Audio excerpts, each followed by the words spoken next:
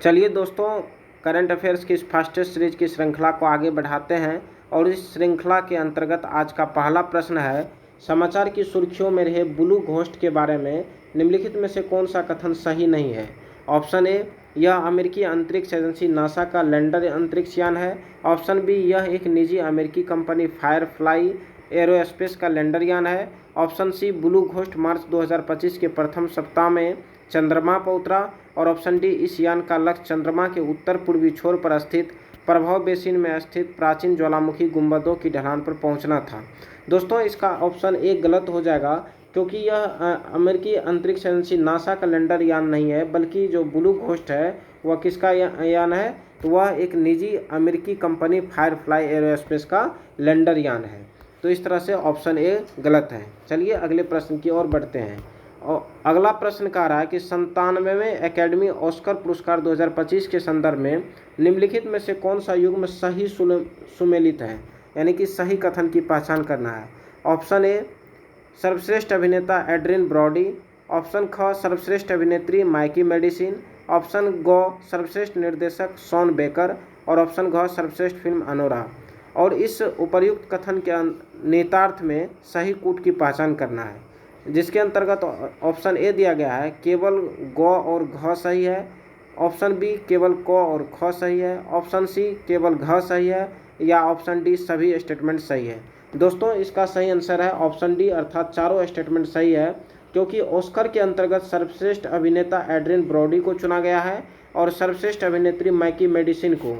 वहीं यदि सर्वश्रेष्ठ निर्देशक की बात करें तो वह शॉन बेकर को चुना गया है और सर्वश्रेष्ठ फिल्म के रूप में अनोरा को चुना गया है।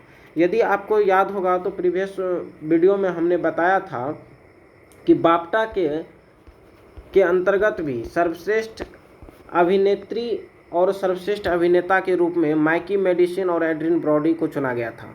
तो चलिए, ये एक महत्वपूर्ण क्वेश्चन है, ये ऑस्कर से संबंधित, ये किसी भी कम्पिटिटिव एग्जाम में पूछा जा सकता है।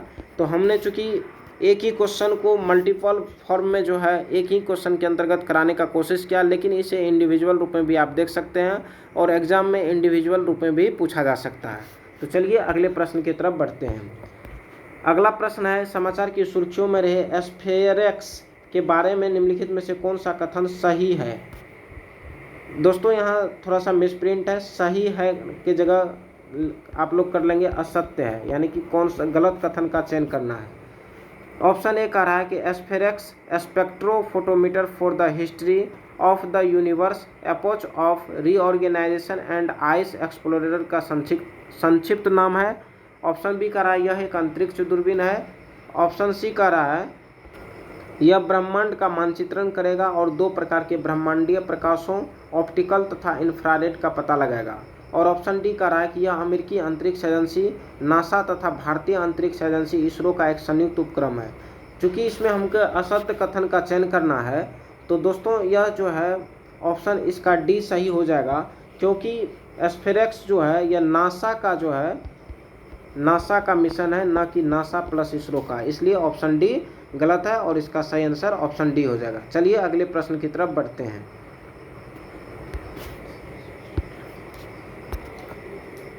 अगला प्रश्न कर रहा है कि किस देश के राष्ट्रीय दिवस समारोह में भारतीय सेना की एक टुकड़ी ने 12 मार्च 2025 को भाग लिया। Option A Qatar, option B Mauritius, option C Indonesia, option D France. दोस्तों, इसका सही आंसर है ऑप्शन बी मॉरिशस। मॉरिशस के राष्ट्रीय दिवस समारोह में भारतीय सेना की एक टुकड़ी ने भाग लिया। इसमें नौसेना की एक विध्वंसक पोत है जिसका नाम क्या है, INS इम्फाल। इन्होंने ही इस राष्ट्रीय दिवस समारोह में भाग लिया था। तो इन नौसेना के विध्वंसक पोत के नाम को भी याद रखना है।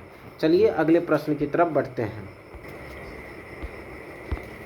अगला प्रश्न कर रहा है कि हाल ही में नदियों में डॉल्फिन की संख्या का पता लगाने के लिए किए गए एक सर्वेक्षण के संदर्भ में निम्नलिखित में से कौन सा कथन सत्य है।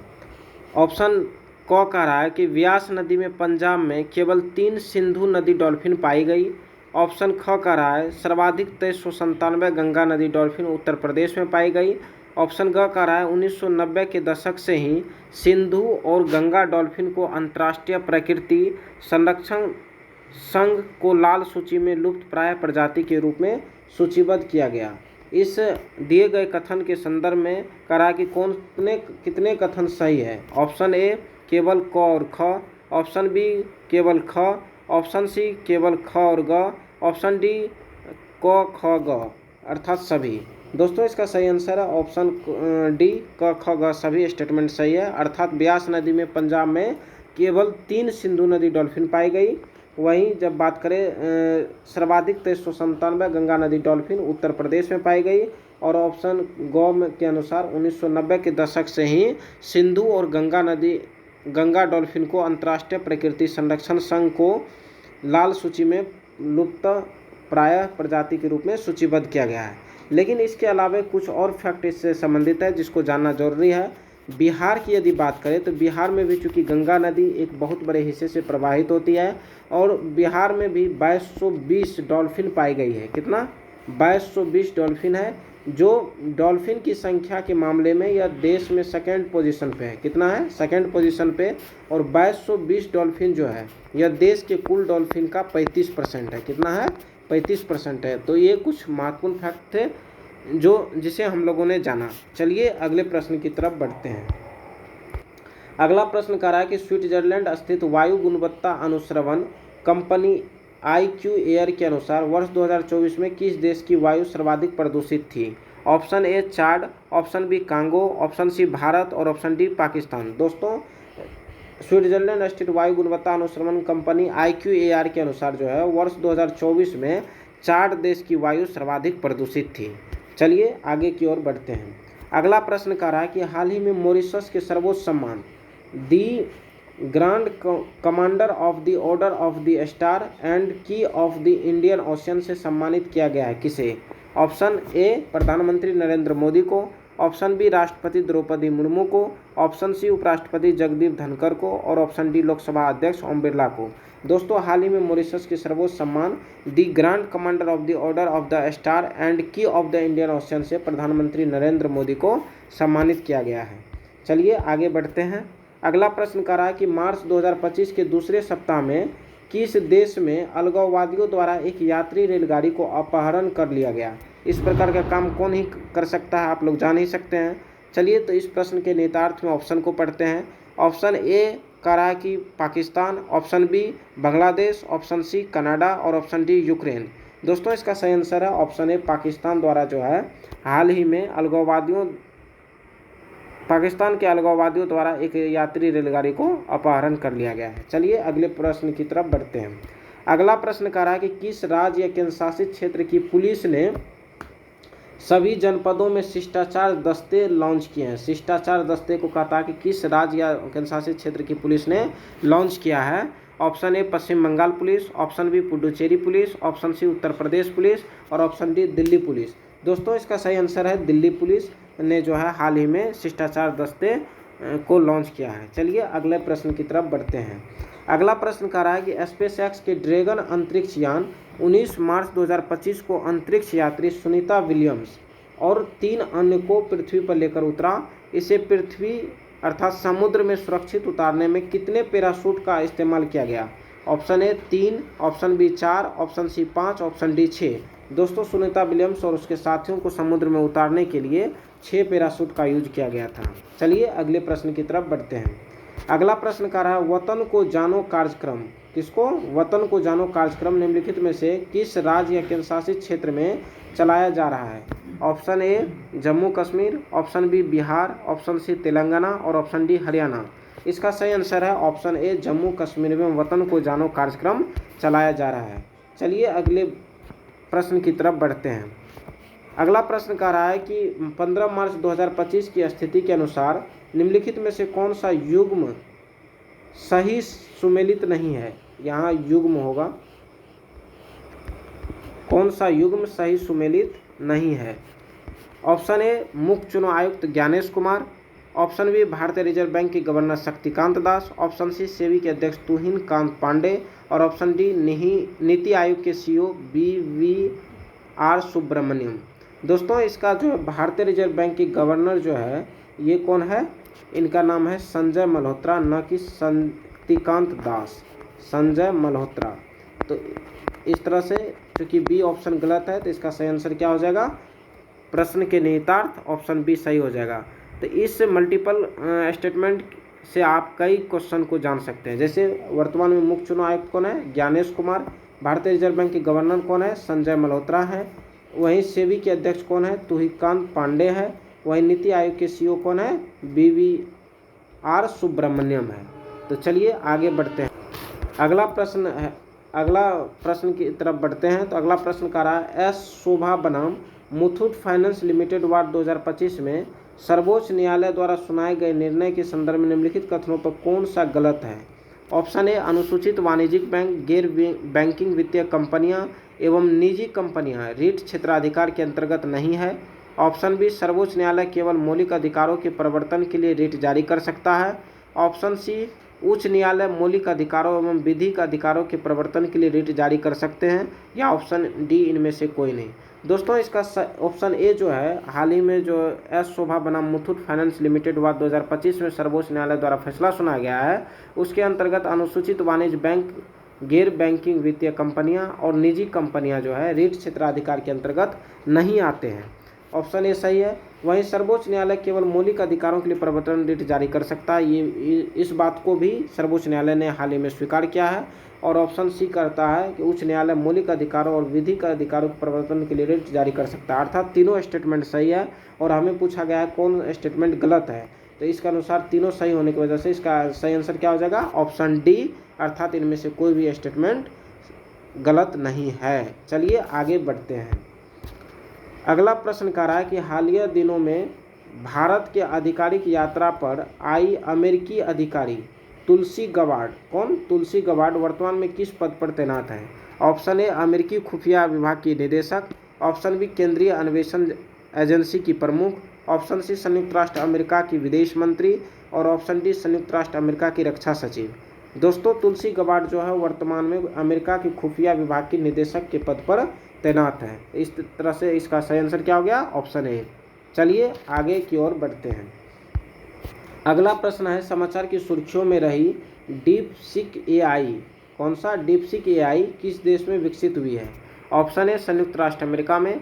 ऑप्शन बी, चीन में। ऑप्शन सी, फिनलैंड में। और ऑप्शन डी, जर्मनी में। दोस्तों इसका सही आंसर है ऑप्शन बी, चीन में जो है डीपसीक AI को विकसित किया गया है। चलिए आगे की ओर बढ़ते हैं।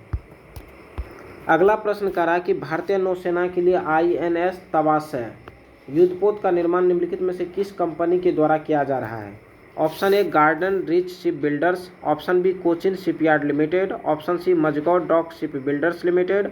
और option D, Goa Shipyard Limited.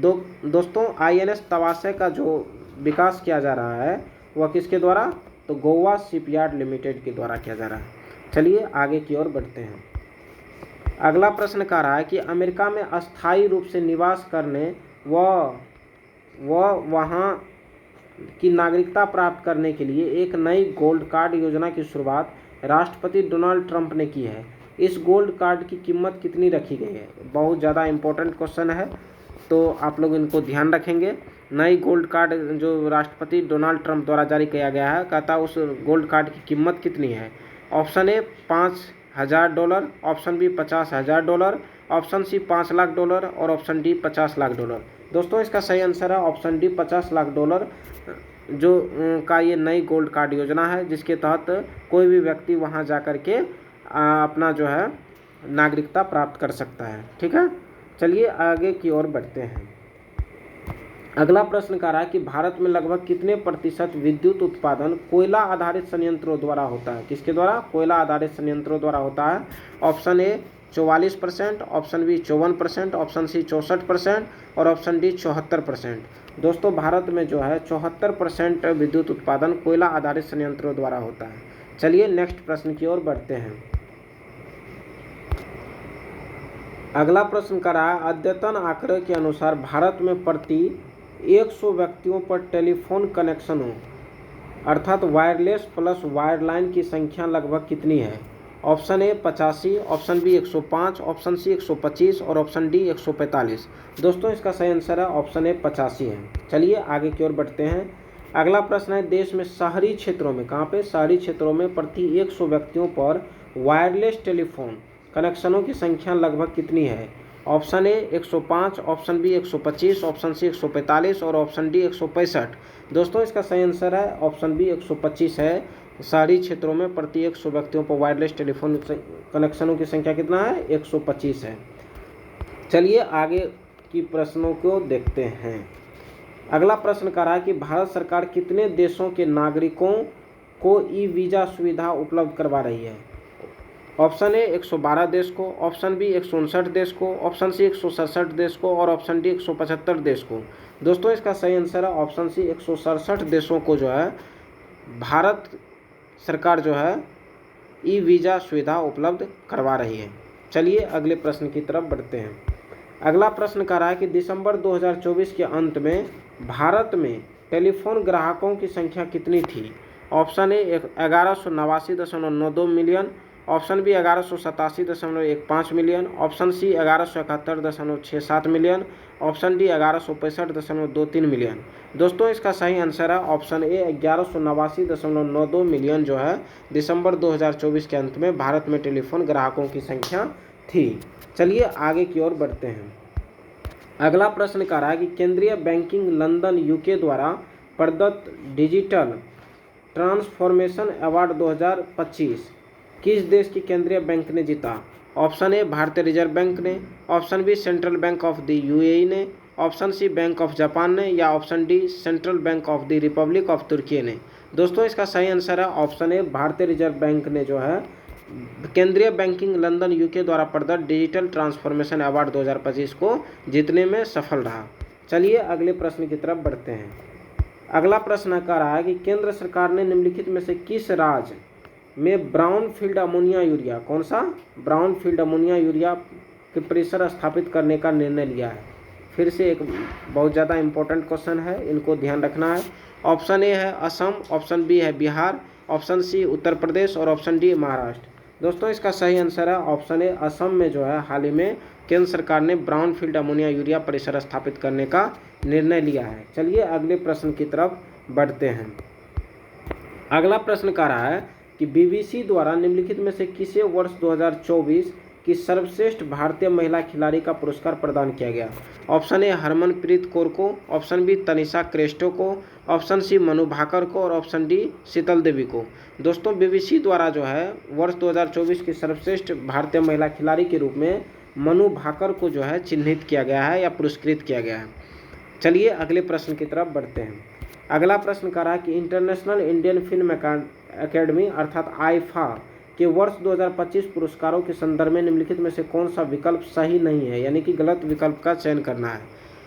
Option A सर्वश्रेष्ठ फिल्म लापता लेडीज है, ऑप्शन बी सर्वश्रेष्ठ निर्देशक किरण राव, ऑप्शन सी सर्वश्रेष्ठ अभिनेता कार्तिक आर्यन, ऑप्शन डी सर्वश्रेष्ठ अभिनेत्री नितांशी गोयल या इनमें से कोई नहीं। दोस्तों ये चारों ऑप्शन सही है और इस वजह से चूंकि गलत ऑप्शन पूछा रहा है तो इसका सही आंसर क्या हो जाएगा? इनमें से कोई नहीं, ऑप्शन ई। तो इस तरह से आप मल्टीपल स्टेटमेंट के माध्यम से आप एक ही प्रश्न के अंतर्गत कई फैक्ट को जानने का कोशिश किया। जैसा कि आईफा के अंतर्गत सर्वश्रेष्ठ फिल्म कौन सा है? तो लापता लेडीज है। आईफा के अंतर्गत सर्वश्रेष्ठ निर्देशक कौन है? किरण राव है। आईफा के अंतर्गत सर्वश्रेष्ठ अभिनेता किसको चुना गया है? कार्तिक आर्यन को चुना गया है। आईफा के अंतर्गत सर्वश्रेष्ठ अभिनेत्री को किसको चुना गया है? नितांशी गोयल को चुना गया है। चलिए अगले प्रश्न की तरफ बढ़ते हैं। अगला प्रश्न कह रहा है इकोनॉमिस्ट इंटेलिजेंस यूनिट के लोकतंत्र सूचकांक 2024 में भारत की रैंक कौन सी है? ऑप्शन ए 41वीं, ऑप्शन बी 64वीं, ऑप्शन सी 101वीं और ऑप्शन डी 117वीं। दोस्तों ये हाल ही में जो इकोनॉमिस्ट इंटेलिजेंस यूनिट के लोकतंत्र सूचकांक जारी किया गया है इसमें भारत की रैंक जो है 41वीं है। वहीं फर्स्ट रैंक की यदि बात करें तो वो किसकी है? तो वो नॉर्वे की है। किसकी है? नॉर्वे की जो है फर्स्ट रैंक है, अर्थात विश्व में सर्वाधिक लोकतांत्रिक देश कौन सा है? नॉर्वे है। चलिए अगले प्रश्न की तरफ बढ़ते हैं। अगला प्रश्न कह रहा है कि भारत के अनुसूचित वाणिज्यिक बैंकों द्वारा बट्टे खाते में डाली गई राशि वर्ष 2023-24 में लगभग कितनी थी? ऑप्शन ए 59,000 करोड़ रुपया, ऑप्शन बी 95,000 करोड़ रुपया, ऑप्शन सी 1,70,000 करोड़ रुपया या ऑप्शन डी 1,81,000 करोड़ रुपया। दोस्तों इसका सही आंसर है ऑप्शन सी अर्थात 1,70,000 करोड़ रुपया थी। चलिए आगे की तरफ बढ़ते हैं।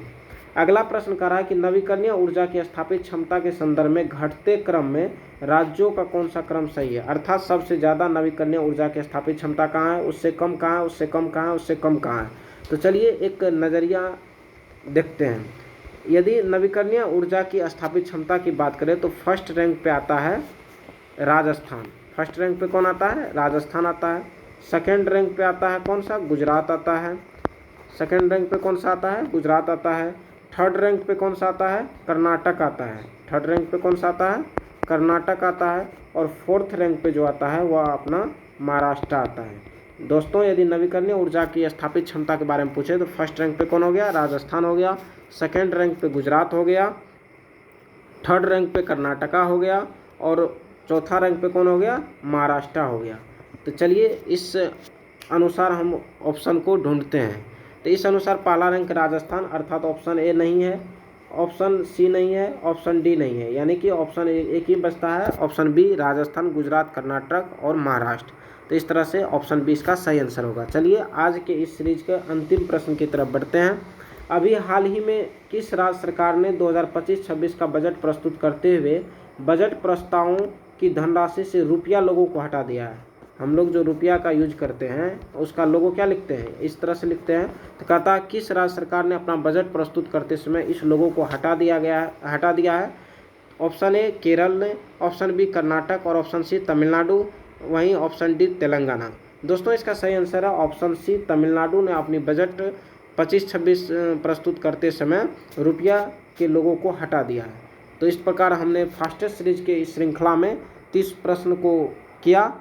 मैं दोस्तों पुनः दोहरा दूं कि इस फास्टेस्ट सीरीज की श्रृंखला को समाप्त करने के उपरांत मैं प्रत्येक मंथ के करंट अफेयर्स को विस्तार पूर्वक लाऊंगा और आप लोगों के समक्ष रखूंगा। तब तक बहुत बहुत धन्यवाद। फिर मिलेंगे नेक्स्ट वीडियो में।